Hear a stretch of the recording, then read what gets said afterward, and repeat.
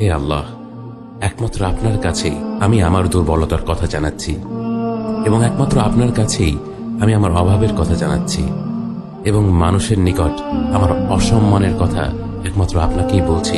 হে আরহামার রাহিমিন, আপনিই তো প্রতিটি দুর্বল ব্যক্তির রব, এবং আপনিই আমার রব। আপনি কার কাছে আমাকে ছেড়ে দিলেন?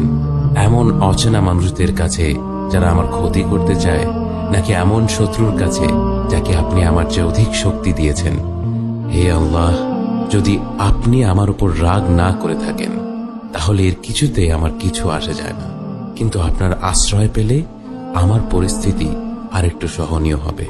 হে আল্লাহ, আমি আপনার চেহারার নূরের কাছে আশ্রয় চাই, যা সব অন্ধকারকে উজ্জ্বল করে দিয়েছে, যা দুনিয়া এবং আখিরাতের সব বিষয়ের সংশোধক। আল্লাহ, আপনার রাগ এবং অসন্তুষ্টি থেকে আমি রেহাই চাই। আল্লাহ, এ সব কাজই শুধু আপনাকে খুশি করার জন্য করা, এবং আপনি ছাড়া কোনো শক্তি নেই, কোনো ক্ষমতা নেই।